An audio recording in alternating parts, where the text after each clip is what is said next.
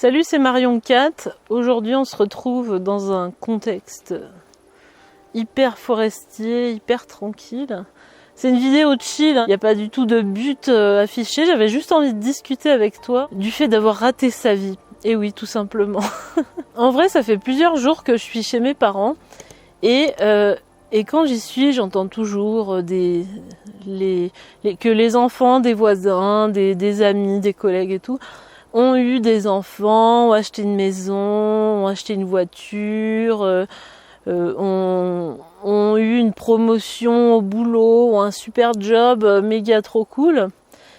Et je sais pas pourquoi, mais moi je me sens toujours infériorisée. Je me sens pas, j'ai pas l'impression d'avoir réussi ma vie entre gros guillemets, parce que je sais qu'il y a bien pire. On pourrait trouver des bien pires choses qui expliqueraient qu'on a raté sa vie. Mais j'ai toujours cette impression d'être à côté des attentes, d'être à côté de ce qu'on voudrait de moi. Et ça m'ennuie, ça me rend un peu triste. Et j'avais envie de parler de ce sujet avec toi aujourd'hui. Et juste avant qu'on commence le vif du sujet, je voulais te dire que mon livre « Comment savoir si on est zèbre sans passer de test de QI » est encore en cours d'écriture. Et que si tu veux avoir des infos, des résumés, des extraits, je t'invite à laisser ton adresse mail dans le premier lien en description. C'est totalement gratuit et je t'enverrai des mails de temps en temps pour te dire où j'en suis, pour te donner aussi plein de valeurs pour que tu puisses t'épanouir, réussir ta vie en tant que zèbre et ne plus te laisser avoir par les normes. C'est pile le sujet d'aujourd'hui et ça tombe bien. Alors c'est vrai que en France et moi dans le milieu d'où je viens, la réussite sociale est énormément déterminée par les biens matériels, malheureusement. Donc la réussite sociale, on va dire, de mon milieu, c'est-à-dire milieu rural, modeste, c'est être propriétaire de sa maison à plus ou moins 30 ans. Quand on est une femme, avoir des enfants, bien sûr, en vouloir, bien sûr, être mariée ou être en couple, avoir plein d'objets matériels. Après, le job, c'est pas ce qu'il y a de plus important, c'est pas comme en ville. En ville, ça serait plutôt... on s'en fout si t'es propriétaire, c'est pas grave, mais il faut que tu sois, cultivé, que t'aies un super job, que tu sois, vegan, minimaliste, que tu fasses des hautes études. Et tu peux aussi, ça dépend quelle ville, évidemment, je fais des grosses généralités, mais tu pourrais à la limite être gay, lesbienne, etc. Mais déjà, moi j'ai l'impression d'avoir un peu des valeurs qui correspondent pas à mon milieu, à savoir que moi, comme tu le sais, ce qui m'intéresse, oui, c'est la créativité, le minimalisme, l'écologie, le zéro déchet, la cuisine, faire la cuisine, ne pas manger d'animaux, faire des études, avoir de la culture, ce qui n'est pas du tout valorisé dans mon milieu. Et finalement, j'ai l'impression que quand je suis chez mes parents, je passe complètement à côté des valeurs principales, les valeurs qui sont censées épanouir tout le monde naturellement. J'ai l'impression que j'ai rien, et c'est une réalité, que j'ai rien des attributs de la femme, de mon milieu et de mon âge. Voilà. J'avais envie d'expliquer un peu avec toi les causes. Pourquoi je ne suis pas, toi, moi et peut-être toi d'ailleurs, pourquoi on n'est pas conforme à ce qu'on attend de nous. Alors déjà, il faut savoir que, comme je te dis, tous ces codes sont très dépendants de notre milieu social, de notre lieu d'habitation, de notre pays, de notre culture, etc. Donc tout cela est très relatif. Ça fait revoir un peu la puissance des injonctions. On peut se dire que finalement, c'est pas tant des injonctions que ça si elles sont pas les mêmes partout. Et en plus, évidemment, quand on est zèbre, ça corse les choses, puisque le principe d'être zèbre, c'est de ne pas être dans la norme. Après, moi, j'ai pas souhaité être zèbre, je le suis, c'est comme ça. C'est comme on n'a pas souhaité d'être blond ou brun, c'est la nature, c'est notre destinée. Et en plus, justement, quand on questionne tous les aspects de la normalité, on risque pas de devenir normal, en fait. Et ce qu'il y a de plus difficile, en tout cas pour moi, c'est que j'ai l'impression que des gens qui sont, qui réfléchissent objectivement beaucoup moins que moi, qui font beaucoup moins d'efforts, qui travaillent beaucoup moins, obtiennent des résultats énormes pour ce qu'on considère énorme dans mon milieu, mais c'est quasi exclusivement des biens matériels, des choses qui se voient, des possessions, des choses qui sont vérifiables socialement, on va dire. Et je trouve que c'est vachement compliqué aussi, par exemple, de faire le tri entre ce qui est de nos désirs personnels et des injonctions de la société, puisque au bout d'un moment, moi j'ai pas d'enfant, je suis pas en couple, j'avais des jobs conventionnels, j'ai essayé de me mettre dans un milieu du travail moyen, de faire des CDD, d'accepter les conditions, mais je m'y suis pas du tout retrouvée et j'ai l'impression que même ce qui était mon cheval de bataille au départ, à savoir faire carrière, on n'y est pas tellement, mais il faut dire aussi qu'on n'est pas aidé par les conditions actuelles, par le fait qu'on soit tous en CDD, qu'on soit tous à temps partiel, et que finalement je me rends compte que mes anciens collègues, ceux qui sont encore salariés et qui ont à peu près mon âge, ils construisent pas spécialement une vie installée, on va dire, puisque ils ont des conditions précaires, ils gagnent pas des fortunes, donc de ce point de vue-là, on bâtit pas forcément une vie stable en choisissant ces domaines-là.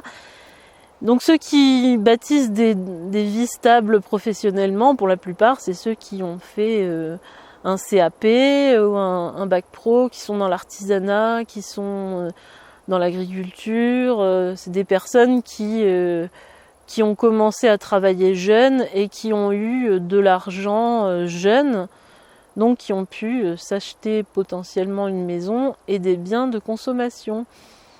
Et il y a beaucoup de mes amies, par exemple filles, qui ont ce confort matériel parce qu'elles sont avec des conjoints plus âgés ou plus installés dans la vie, comme c'est souvent le cas malheureusement. La femme fait des études type artistique, type lettres, sciences humaines, etc. Et l'homme fait un BTS logistique, un DUT informatique, une licence pro, je ne sais quel domaine. Et du coup, un des deux a quand même de quoi financer la vie commune. Donc finalement, le problème ne se pose pas, même si il reste entier quand même.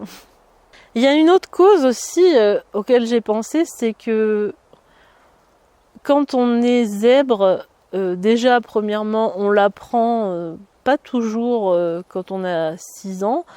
Et même si on l'apprend quand on a 6 ans, il y a vraiment un avant et un après. C'est une énorme prise de conscience qui fait qu'on arrive quand même à expliquer ce pourquoi on est différent, mais on n'arrive pas forcément à remédier à cette différence puisque cette différence elle est là et que on peut pas devenir normal entre guillemets quand on ne l'est pas. Ça fait beaucoup de points négatifs tout ça. Et puis c'est vrai que quand on fixe des idéaux élevés, on a forcément plus de mal à les atteindre. Par exemple, moi j'ai commencé des études, j'ai fini même des études d'art, un bac+5. Après j'ai fait une thèse pendant 4 ans qui ne m'a pas convenu pour des raisons peu intéressantes. Mais j'avais envie d'être prof d'université ou prof dans une école d'art. Quand j'étais petite, j'avais envie de faire de l'art, mais différemment. J'avais plus envie de faire chanteuse, faire des films, faire du cinéma, etc. Et j'ai jamais eu envie de faire infirmière, femme de ménage, prof, enfin pour le prof des écoles par exemple, ou coiffeuse. C'est sûr que si j'avais voulu être coiffeuse, si j'avais voulu être infirmière, il y a longtemps que je le serais. C'est ça le problème. Et le problème chez moi, c'est qu'il y a non seulement la partie de refus du couple, des enfants, du pavillon, du labrador, etc. Mais il y a aussi le refus du salariat, il y a le refus de...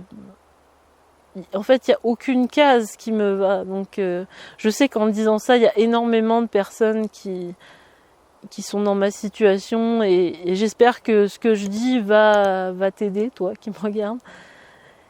Mais c'est compliqué quand même de tout assumer, d'assumer entièrement ces différences.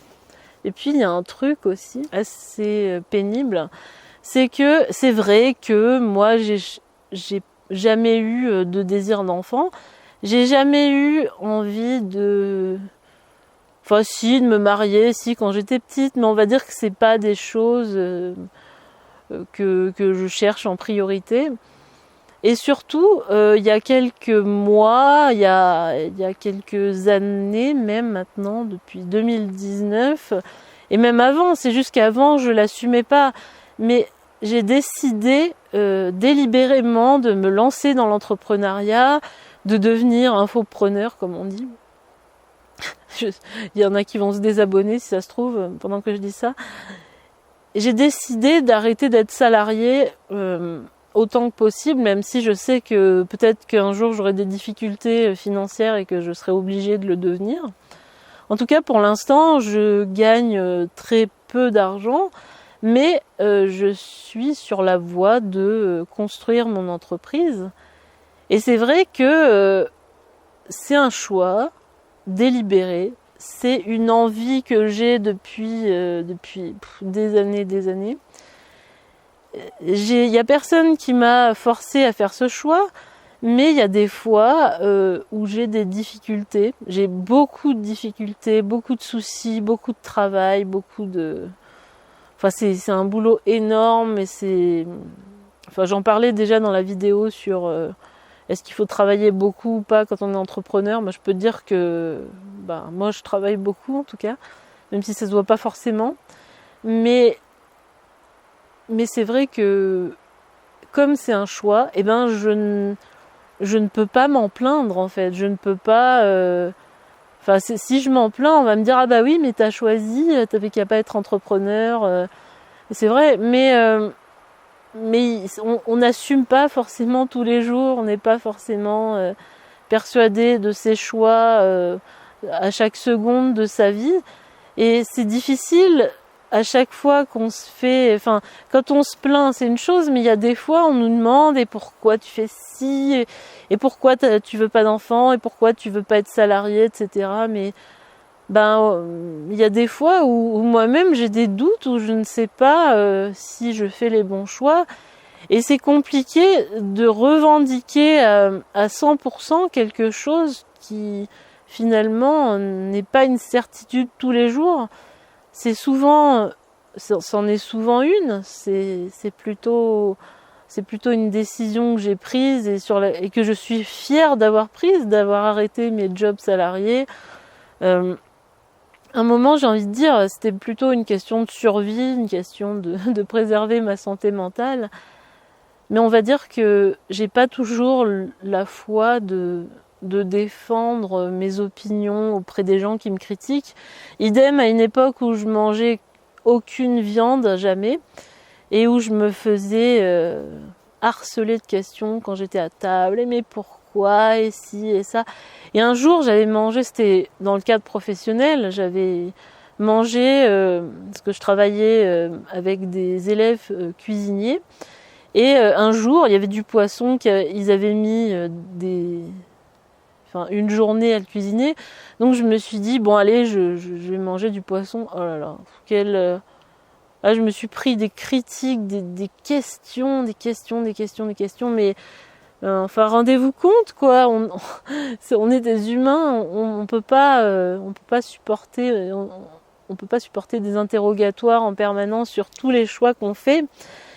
Et sinon, pour avoir quelques solutions, quelques pistes pour aller un peu de l'avant, justement, se dire que premièrement, la réussite n'est pas seulement matérielle, et heureusement, il y a l'avancement psychologique, même si ça fait pas tout. Moi, il y a des fois aussi, j'aimerais être propriétaire de ma maison, mais je suis quand même contente d'être éveillée sur certains sujets, d'avoir conscience que je suis zèbre, et justement d'aller de l'avant, de propulser ses propres qualités vers l'avant, c'est-à-dire si t'as une âme d'entrepreneur comme moi, te lancer, si t'as une âme d'artiste, bosser à fond, et quelle que soit ta passion, quel que soit le projet que tu veux entamer, si tu veux écrire un livre, fais-le, motive-toi et essaye de donner un maximum de ta personne pour justement faire la différence, pour que ce qui paraît être des défauts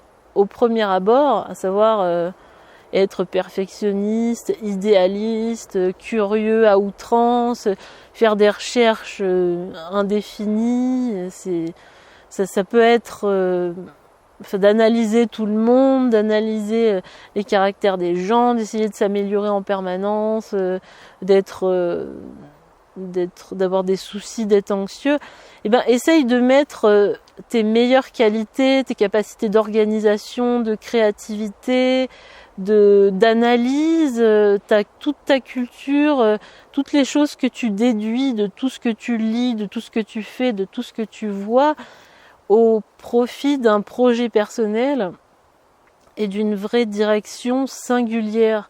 Ça sert à rien d'essayer de chercher à être comme les autres, puisque de toute façon tu ne le seras jamais. Et c'est inutile de se justifier, et ça je le dis pour moi aussi, parce que c'est une vidéo en quelque sorte d'auto-persuasion. Sur ce, je te souhaite bon courage dans tes projets. Si ça t'intéresse, tu peux visionner la vidéo que j'avais fait sur les entrepreneurs. Est-ce qu'il faut bosser beaucoup? Est-ce qu'il faut profiter de la vie? Je te la mettrai à la fin de celle-ci. Dans tous les cas, je te souhaite le meilleur et je te dis à la prochaine vidéo. Salut!